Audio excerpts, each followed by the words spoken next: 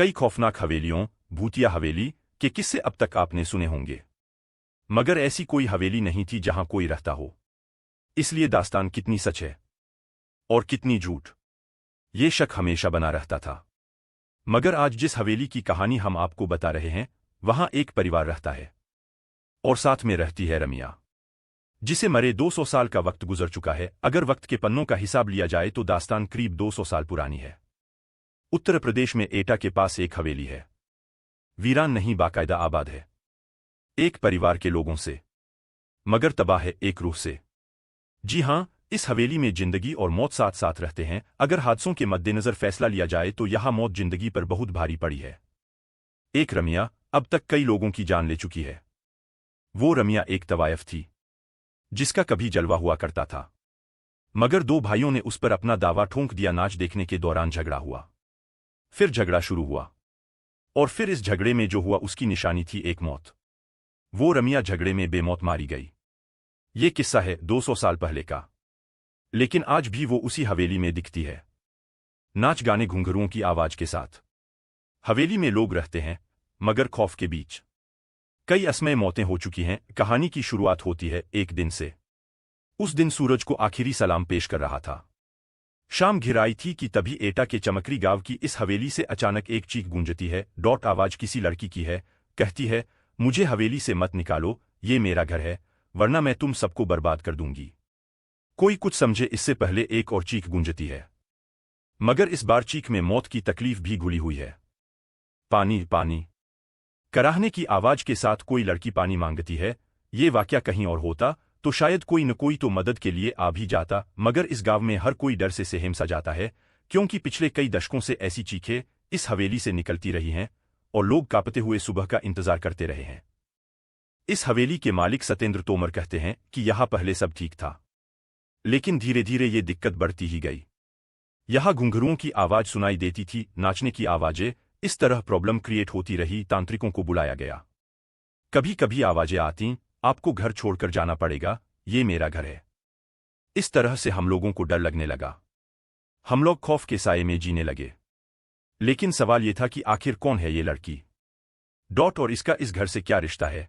क्यों दिन ढलते ही इस हवेली के पास से होकर गुजरने वाले रास्तों पर कब्रिस्तान सा सन्नाटा पसर जाता है और एक अजीब अनमनी से लड़की इस हवेली में भटकती दिखाई देती है, कभी झरोखे से झांकती तो कभी हवेली की छत से टकटकी लगाए दूर किसी मुसाफिर का इंतजार करती जिसने उसे गौर से देखा है। बताते हैं कि उसकी नजरें बर्छी की तरह कलेजे को चीरती सी लगती हैं। मगर कभी इन्हीं नजरों के दीवाने थे लोग। वो जहां खड़ी होती थी उसी के आसपास खड़े होकर लोग उसका दीदार करना चाहते थे। जिस घर में वो रहती थी उसकी खिड़की पर लोगों की नजरें टकटकी लगाए रहती हैं। इंतजार करते थे लोग कि कब खिड़की खुले और उसका दीदार हो। ऐसा जलवा था रमिया का। इस हवेली के आसपास रहने वाले बुजुर्ग बताते हैं कि इस हवेली में से एक खूबसूरत सी लड़की निकलती थी, जिसे वो जब पकड़ने की कोशिश करते वो बिल्ली बन जाती थी। आज इस कोठी में जिंदगी और मौत दोनों का बसेरा है। दूसरी हवेलियों की तरह ये खाली नहीं है। यहां गुजरे दौर की तवायफ रमिया की रूह भी रहती है, और इस कोठी के मालिकान भी। मगर मौत के साये में लगातार सांस लेती इन जिंदगियों पर क्या गुजरती है, ये बताने के लिए काफी है कई लोगों की मौत होना, क्योंकि इस हवेली ने अब तक कई अपनों को खो दिया है।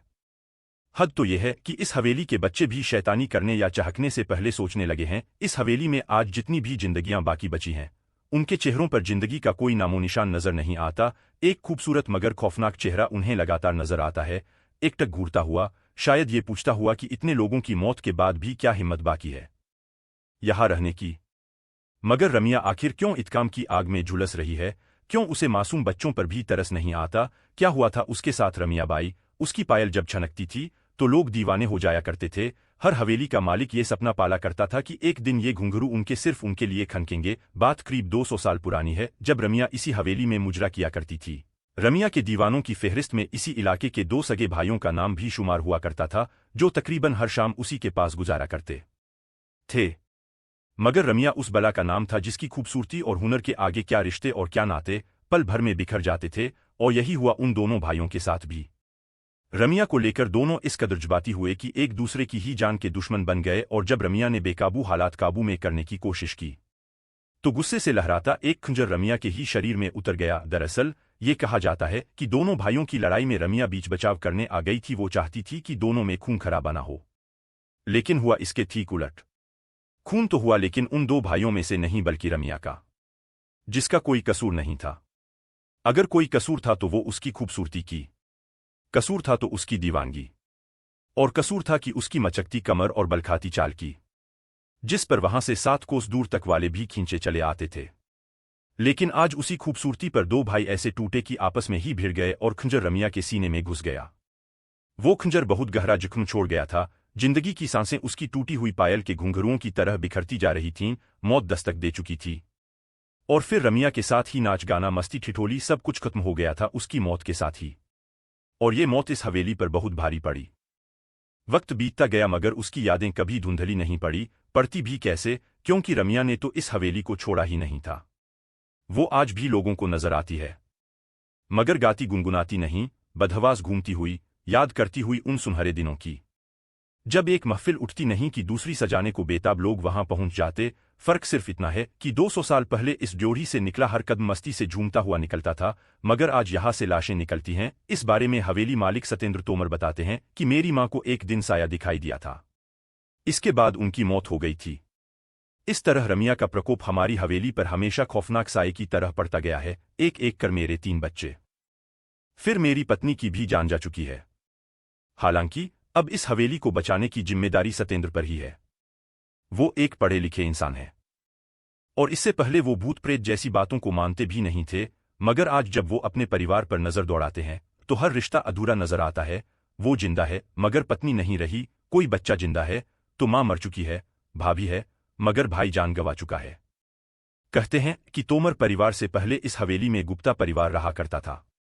लगातार हुई मौतों ने गुप्ता परिवार को इतना तोड़ दिया कि उन्होंने कौड़ियों के दाम ये हवेली बेच दी। खरीदी तोमर परिवार ने, और खरीदते ही बच्चे बूढ़े जवान एक एक करके 8 लोग मौत के मुंह में समा गए। फिर सहारा लिया पूजा पाठ का। नतीजा इस बार उसकी जान गई जिसने पूजा कराई थी। इस हवेली के बारे में पुरानी मालकिन आखिर क्या सोचती हैं? इस बारे में पुरानी मालकिन ओमवती गुप्ता बताती हैं कि आगरा रोड पर बसा चमकरी गांव है।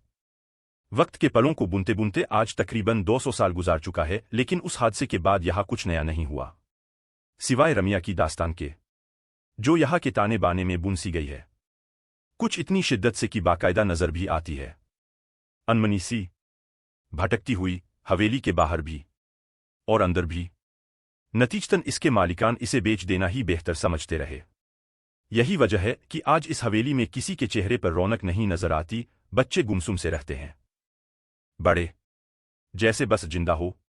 घर घर सा नहीं लगता, और लगे भी कैसे, क्योंकि घर ने उन्हें कभी अपनाया ही नहीं, अलबत्ता छीना जरूर उनके तमाम अपनों को। अचानक रमिया का सच क्या है हम नहीं कह सकते। हां, इतना जरूर कह सकते हैं कि यहां रहने वाले दोनों परिवारों में बेहिसाब बेवजह मौतें हुई हैं, और अगर ये सब कुछ इत्तिफाक है तो यकीनन बहुत खौफनाक इत्तिफाक है, शायद रमिया के खौफ से कहीं ज्यादा खौफनाक।